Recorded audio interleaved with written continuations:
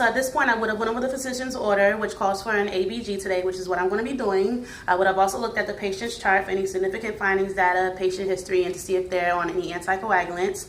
I would have gathered my necessary equipment, which includes my gloves, my specimen bag, my Band-Aid, my label, my gauze, my 23 gauge syringe, and some support for the patient's wrist.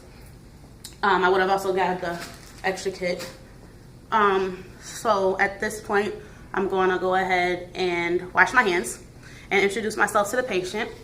Hi, my name is Brittany. I'm a respiratory care student, and I'm here to draw some blood. May I have your name and date of birth? Okay, great.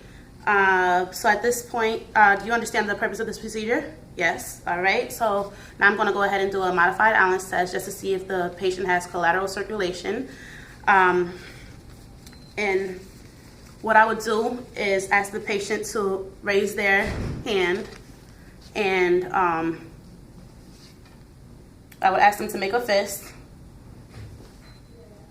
and I would ask them to release the fist, and as they release their fist, I would remove my hand from their ulnar artery, and if there was filling, then I know they still have collateral circulation, which they do. So at this point, I'm going to go ahead and palpate.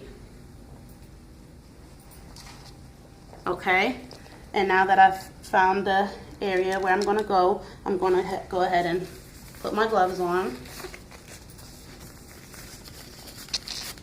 I'm going to go ahead and clean the area. All right, and I'm going to go ahead and grab my needle, and I'm going to go and bevel up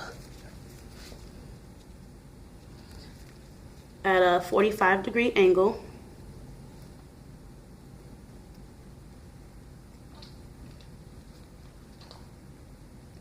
And I'm going to pull back 0.5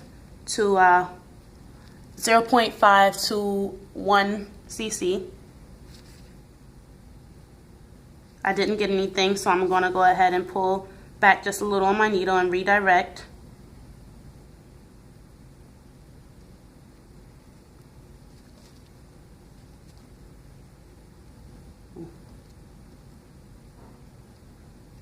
And I've got the blood, so now I'm going to go ahead and recap my needle. I'm going to apply pressure for 3 to 5 minutes, or 10 minutes if they're on any anticoagulants.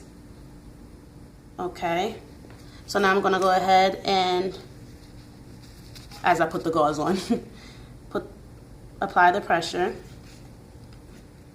And I'm just going to make sure, that there's no coagulation in my pre-heparinized syringe.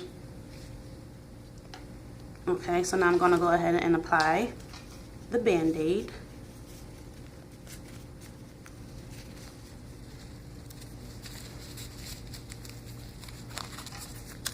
And I would have labeled this label with the patient's FiO2, the name, the time, the date, the room, and the patient's temperature. At this point, I'm going to go ahead and I would have recapped my needle at this point.